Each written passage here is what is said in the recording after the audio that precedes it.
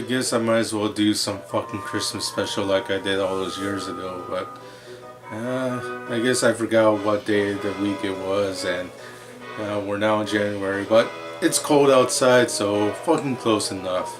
And it's kind of an anniversary of a stupid review I did several years ago as the Indifferent video game nerd dork.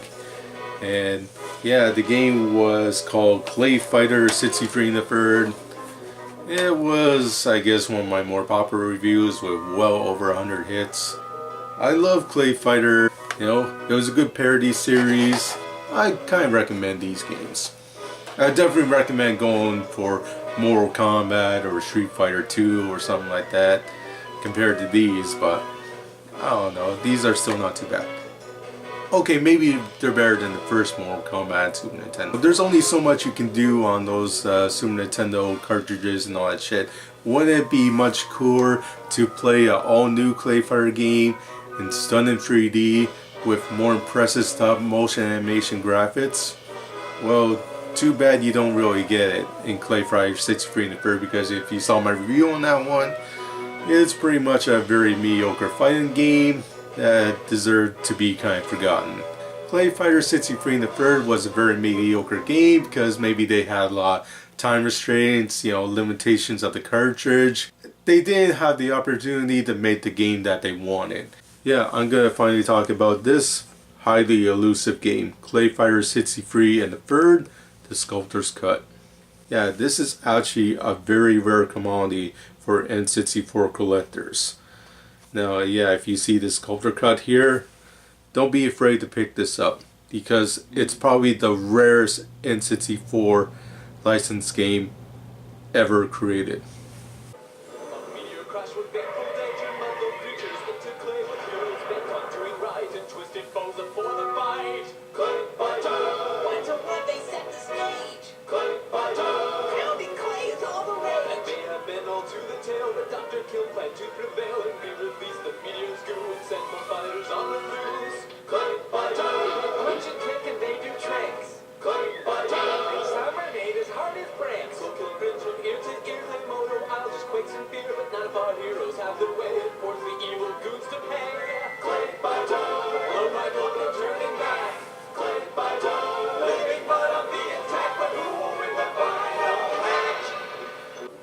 Alright, so it's pretty much the same game as before, but let's go to start. And thankfully, yeah, a lot of the characters that we've seen in the previews and all that shit are finally here. Lady Liberty, Lockjaw, and this stupid character, or characters, yeah, they're finally in the game, finally. Yeah, we still got the same class of weirdos as before, but now Earthworm Jim has now been reduced to secret character status.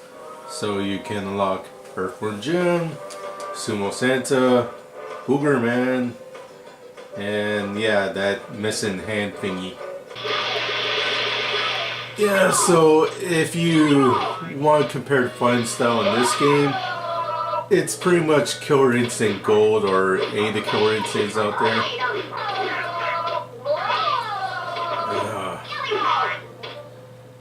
Where, yeah, as soon as one life bar depletes, it automatically goes to his second life bar. And you continue to fight, no rounds or any of that shit. Let's get ready to crumble! Yep, that is actually Bruce Buffer. And Kung Pao here is still as racist as ever.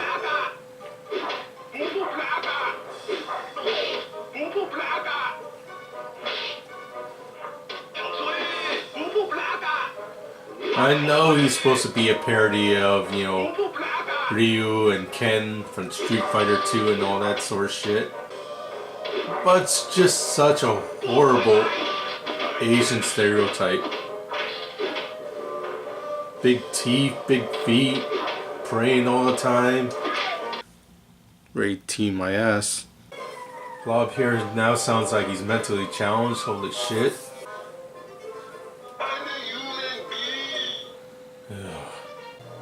Yeah, remember that Hobocop character I talked about that was taken out of the original Clayfighter 63 in the third. You think he's in here? Fuck no. I guess offensive characters are okay, but you know, alcohol references? No, we can't have that shit. I would gladly had Hobocop in here instead of this stupid fucking racist stereotype. And it's great to see the new characters in here finally. It looks like the animation got even fucking worse. And it was pretty fucking bad in the last game too.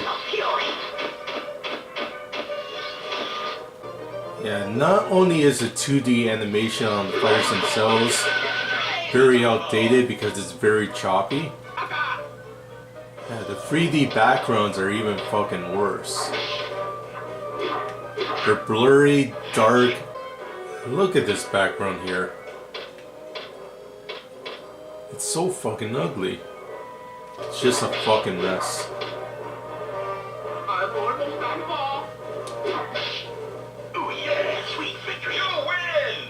Yeah, you gotta think, this game came out at least 5 years after a game like Virtual Fighter in the arcades, which has such fluid animation. Yeah, everything about this game almost ages pretty poorly. You get very sick of it in a hurry.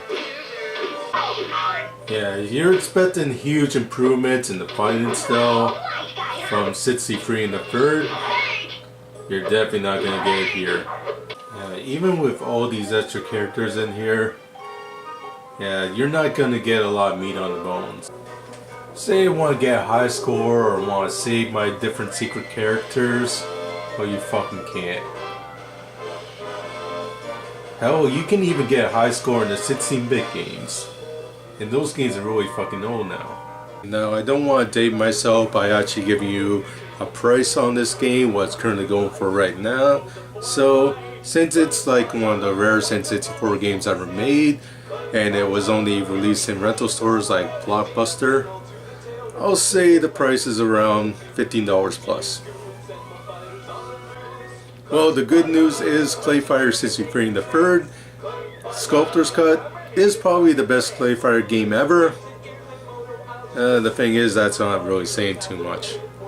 Hell, I think the Super Nintendo version of the original Clayfighter is probably a bit more polished because the graphics have at least aged a little bit better.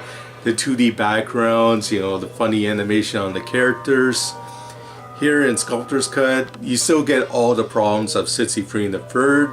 Like, oh yeah, rarest N64 game ever. Too bad when you play it, it definitely doesn't feel like it. It feels as outdated as ever before.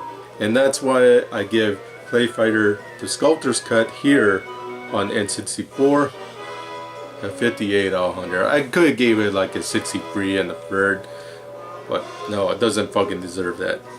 Still a fun game if you can get past that cheap animation. Yeah, give it a chance. You'll have a little bit of fun with it. Yeah, this came out in 1998. I remember that year Tekken 3 came out.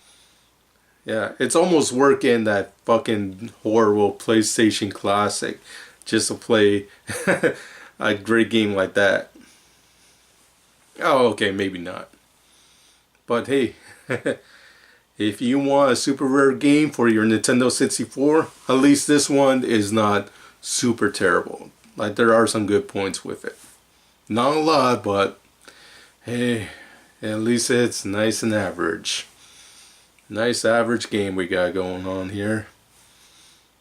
Okay, and that's it for me, if you fucking care. Yeah, the artwork's kind of nice at least.